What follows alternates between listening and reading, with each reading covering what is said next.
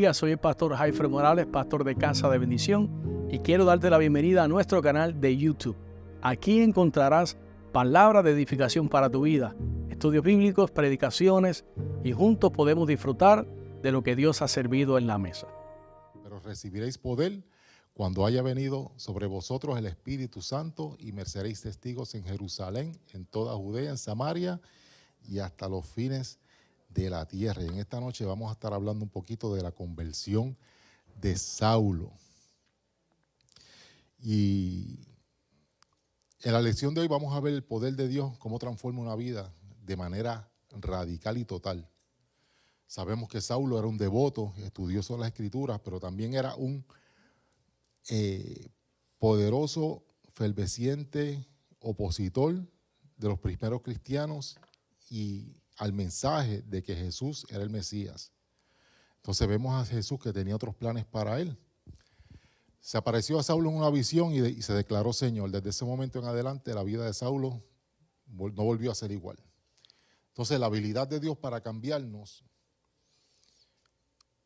y cambiar una vida todavía está evidente y se puede evidenciar cuando nosotros nos rendimos a su señorío. Pero entonces les pregunto, hermanos, cuando eran niños, cuando jugaban en la escuela, en el barrio, ¿a cuántos les tocó que siempre eran de los juegos que escogían a uno, que escogían a los jugadores?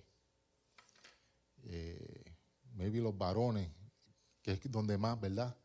Cuando se jugaba pelota, que no, yo me quedo con Denny porque Denny es el que corre más. O no, Maricielo, porque Maricielo en voleibol es la que brinca más alto y puede hacer un bloqueo bien chévere. Éramos seleccionados de los primeros, de los del medio, de los últimos. No, se pueden contestar si quieren, pero piensen en eso. Ahora, ser escogido es importante para todos nosotros, ya sea en el trabajo, una posición mejor, un mejor salario, ¿verdad? Pero no hay nada más importante que ser escogido por Dios. Pero Dios no se detiene después que nos escoge. Él ya tiene un plan trazado para nosotros. Como vemos en la vida de Saulo, Él también quiere transformarnos a nosotros. A los 10 años, David era un muchacho flaquito, raquítico, casi sin, ¿verdad? Desnutrido. Pero su tamaño y su estatura no afectaron su vida. Cuando caía la tarde y era hora para que todo el mundo saliera a jugar, los niños salieran a jugar, su corazón se entristecía. ¿Por qué? Porque le gustaba jugar fútbol. Su primo, que era más grande, y sus amigos, tristemente, su cuerpo no los respaldaba, el anhelo de su corazón. Cada vez que su primo salía a jugar, David pedía que lo llevara con él con la esperanza de que alguien lo escogiera de los chicos grandes para jugar con ellos. Quizás estemos familiarizados con una situación parecida, pero todos los jugadores se formaban en fila. Los capitanes de cada equipo escogían sistemáticamente a sus jugadores para su equipo.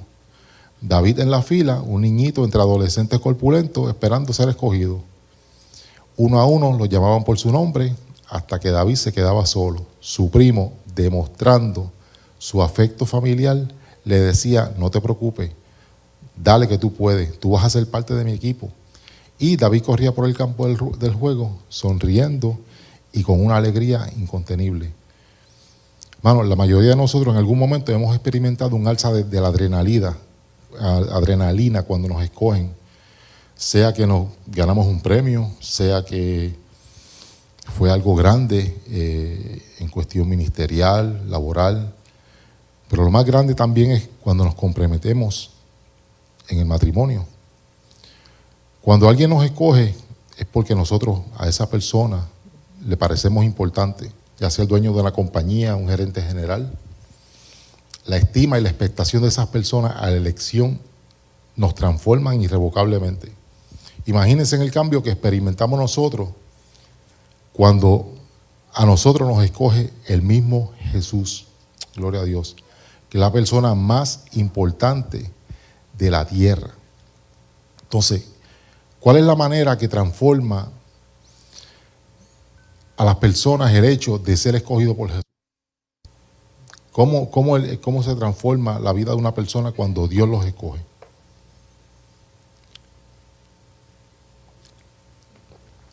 ¿Alguien?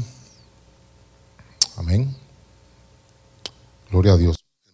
Hermano, la persona, cuando Dios nos escoge, se transforma nuestra identidad, los deseos de nuestro corazón, se transforma la dirección de nuestras vidas y transforma nuestro carácter. Y nuestra misión, que es impactar a otros. O sea, nuestra misión, estamos en la iglesia, servimos y todo, pero nuestra misión es impactar a otros.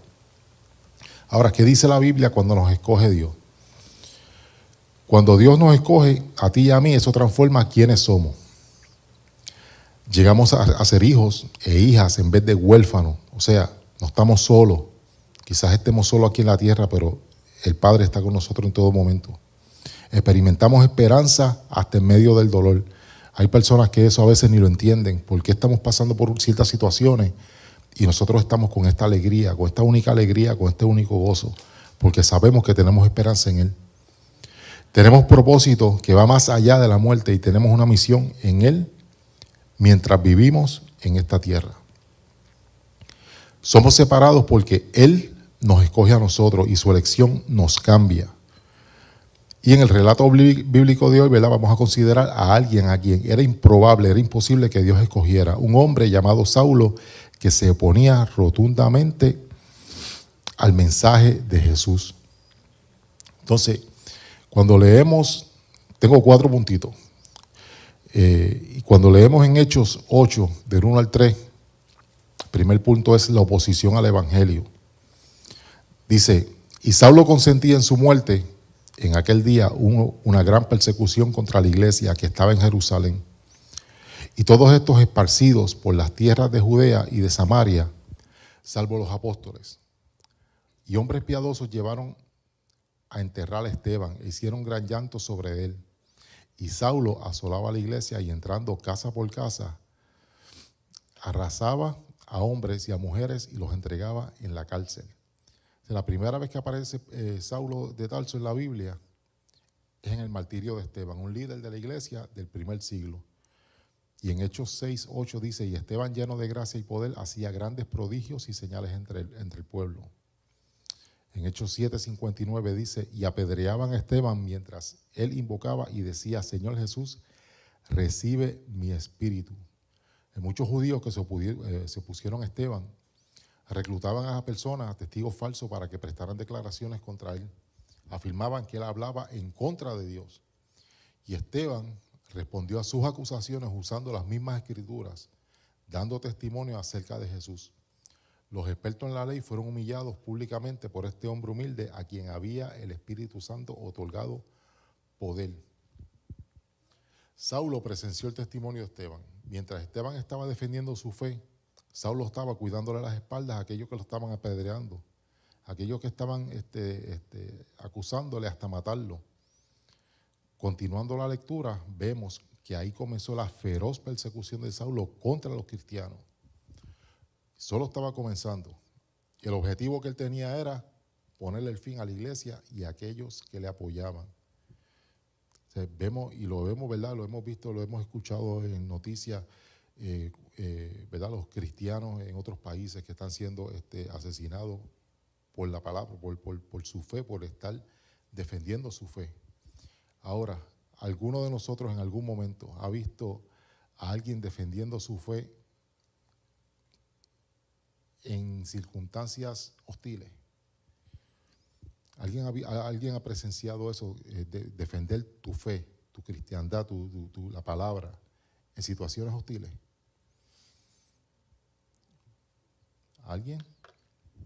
Sí, Maricielo. ¿No?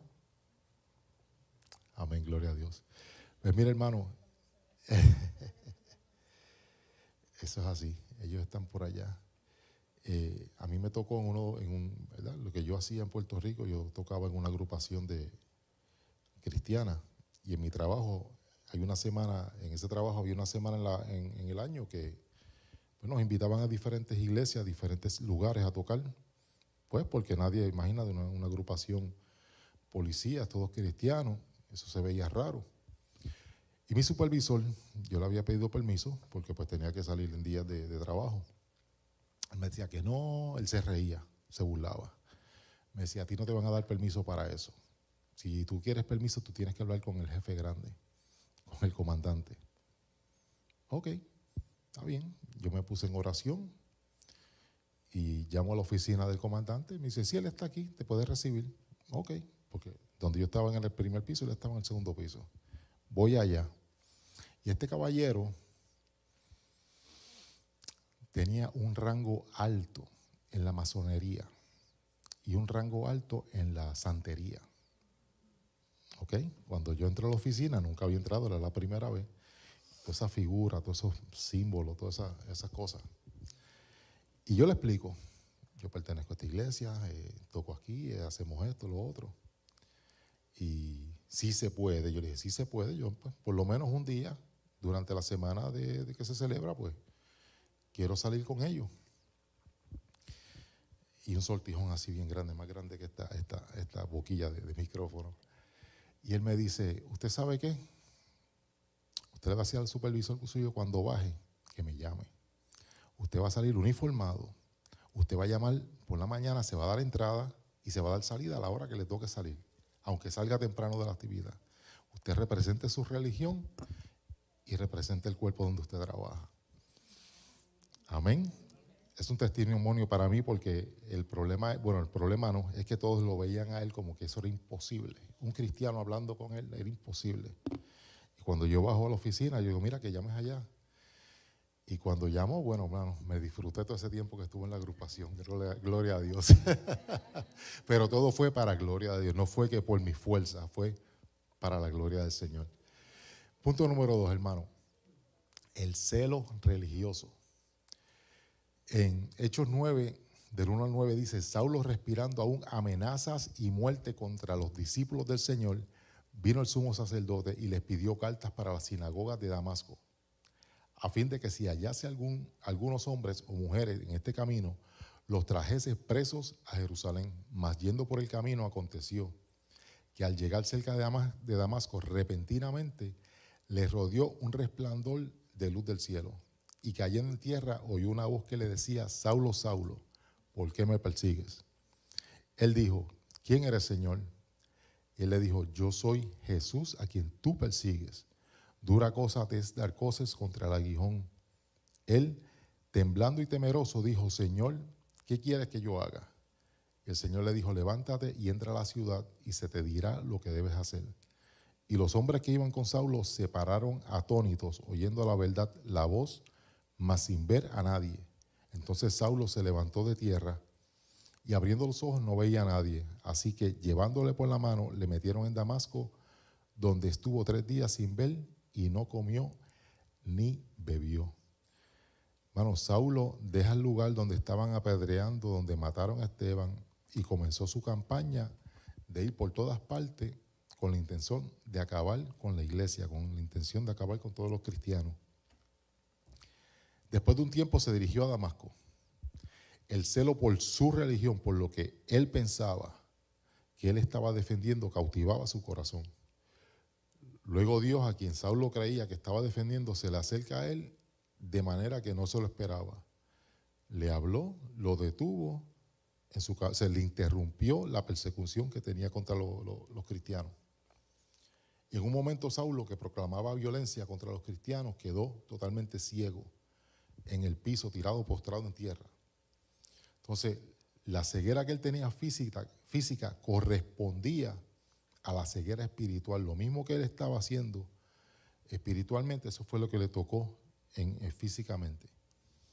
Así como tuvo que ser llevado a la ciudad por otras personas, lo tuvieron que ayudar. O sea, Dios también envió a un creyente para que lo ayudara a comprender la fe de Jesús. Nosotros siempre tenemos, ¿verdad?, experiencia, y en algún momento nosotros hemos tenido compasión, o Dios ha tenido compasión de nosotros al interrumpir nuestros planes y no responder a las oraciones de la manera que nosotros esperábamos. Siempre Dios nos responde de la manera que Él quiere. Amén. Perdón. Entonces, hablamos ahorita cómo Dios, ¿verdad?, cambia nuestros planes. nosotros siempre tenemos, a veces nos enfocamos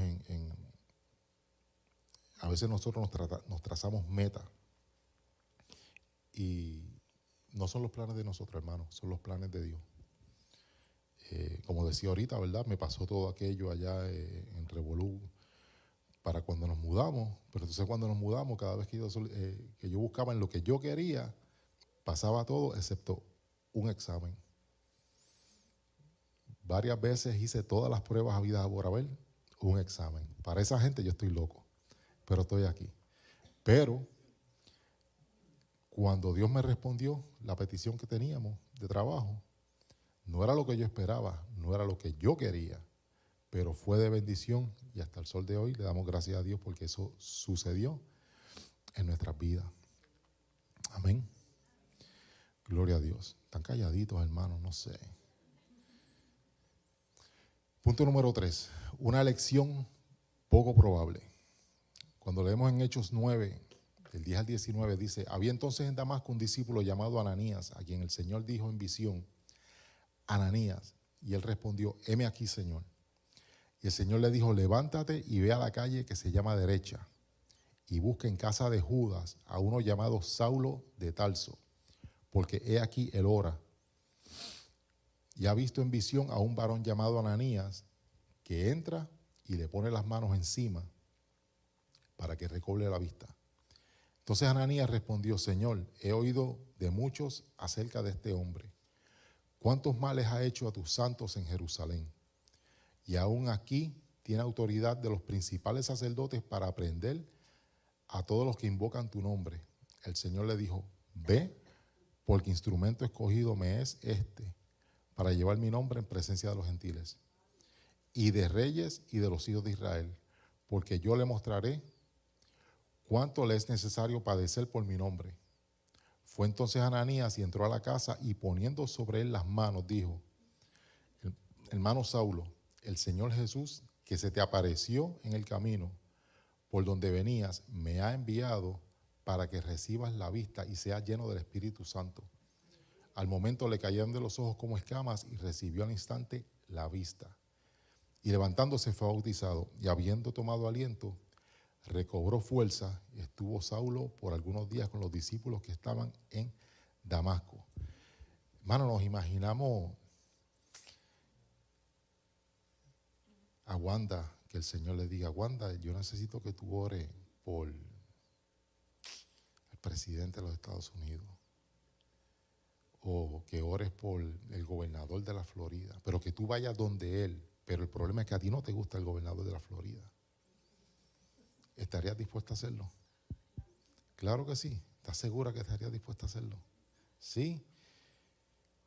Pues miren, Ananías necesitó mucha valentía, pero mucha valentía para obedecer ese requerimiento de Dios. O sea, en el versículo 13,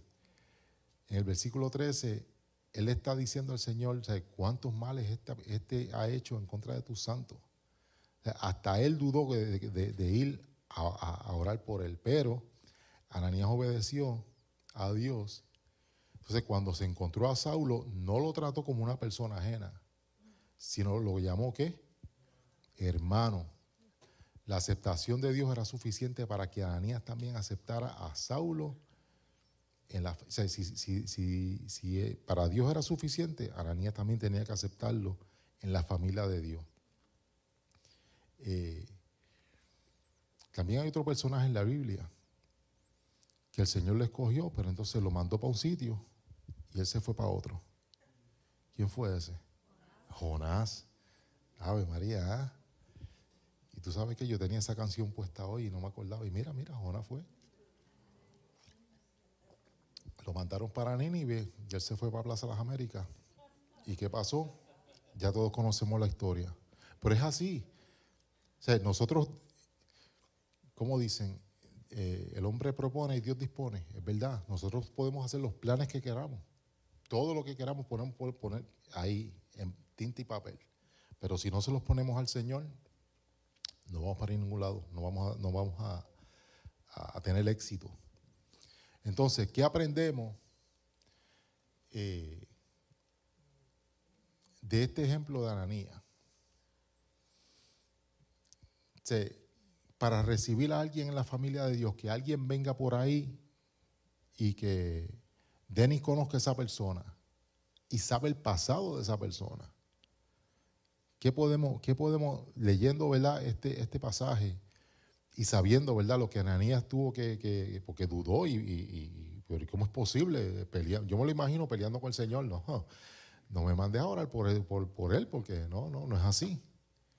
¿De qué podemos aprender? ¿Qué podemos tomar de esa enseñanza para nosotros? Y hay muchos videos, hermano, que hacen en Facebook, en YouTube, de lecciones así. O sea, una de las cosas que yo apunté es que debemos, ¿verdad?, a no juzgar a nadie. Como dicen por ahí, no juzgues un libro por su cover. O sea, no juzgar a nadie, sino que ahí es donde nosotros mostramos el amor de Dios.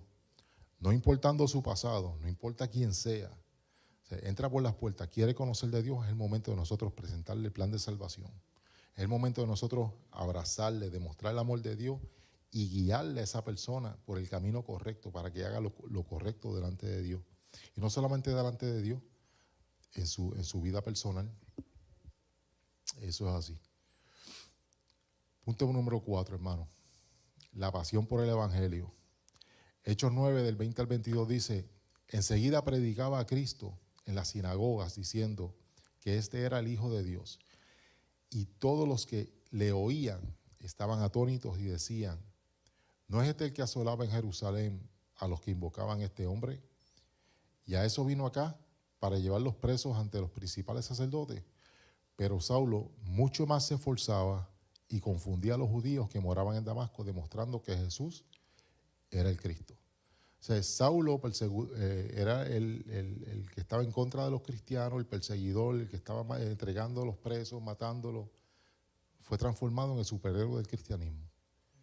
Él fue el Superman, fue el superhéroe del cristianismo, de la palabra. El celo que él tenía religioso fue reemplazado por la pasión por la palabra de Jesús. Su conocimiento de la ley lo ayudó a usar las escrituras para demostrar que Jesús es el Mesías. Nosotros tenemos muchas habilidades que podemos usar para llevar la palabra de Dios. Y perdóname, Denis, te cojo de ejemplo. O sea, en lo que tú haces, alguien entrega un paquete para enviarlo, ahí tú puedes sacar, dependiendo de la situación, ¿verdad?, que la persona si te monta la conversación. Babel en lo que está haciendo también, yo en lo que estoy haciendo también puedo tomar esas habilidades que el Señor nos ha dado, no solamente de trabajo, pero de experiencias de vida, y nosotros podemos llevar ese mensaje a otro. O sea, este hombre que había sido transformado, había sido formado por maestros judíos y estaba inmerso en las tradiciones judías, ahora veía a Jesús como el cumplimiento de la promesa de Dios a todos los pueblos. Saulo llegó a ser un defensor de la fe para los gentiles y fundador de muchas iglesias.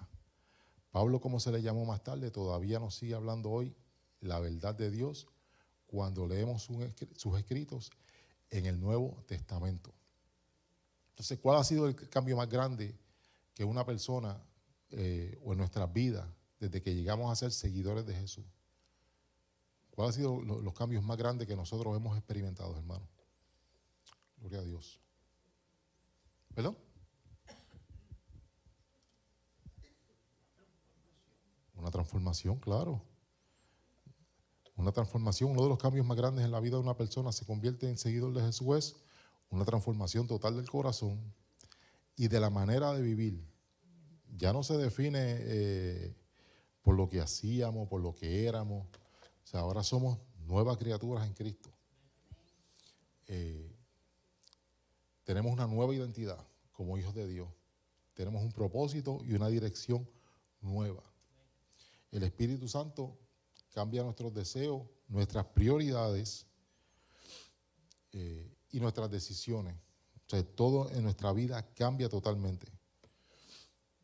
Llevándolo a vivir de una forma de que refleja el amor y el carácter de Cristo, como dice en 2 Corintios 5:17. ¿Qué dice ahí, hermano? Si alguno está en Cristo, amén. Amén. Y esa renovación interior se hace visible en el exterior también y en toda nuestra vida. Así que, hermano,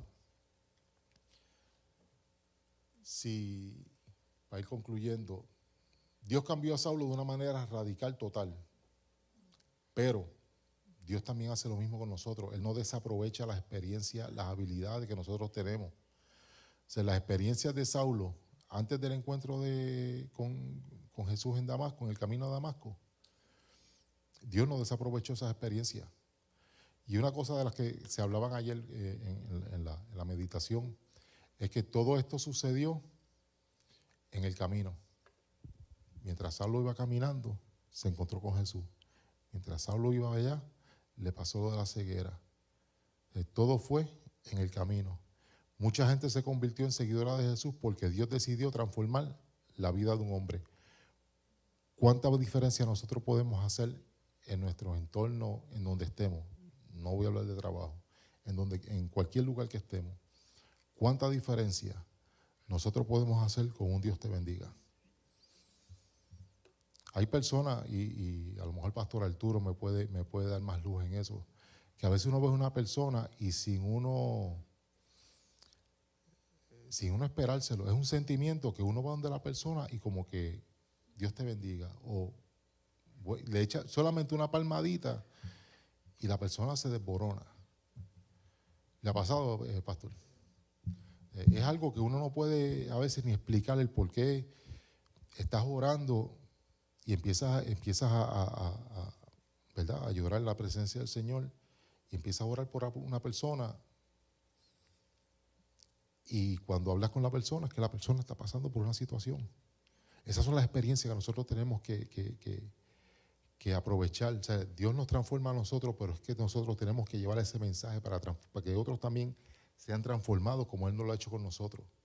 O sea, Dios sigue en el negocio de cambiar la vida de las personas. Así como Saulo, nosotros también somos su elección. Quizá nosotros mismos, porque somos nosotros, no, es más, soy yo. Yo me considero que no, yo no estoy aquí para transformar el mundo. Pero me han pasado unas experiencias que, wow, es la gloria de Dios. Más nada. No es ni por lo que yo haga, ni porque yo hablo. Es el Señor que está ahí con nosotros siempre. Nosotros debemos de continuar la obra con nuestra transformación y testimonio para que otros lleguen a los pies del Maestro. Amén. Hola, sé que esta palabra ha sido de grande bendición para tu vida y quiero invitarte a que nos visites presencial a nuestras facilidades. Estamos ubicados en el 2525 de la Fortune Road en Kissimmee, Florida, 34744. O puedes comunicarte llamando al 407-483-7845. Bendiciones.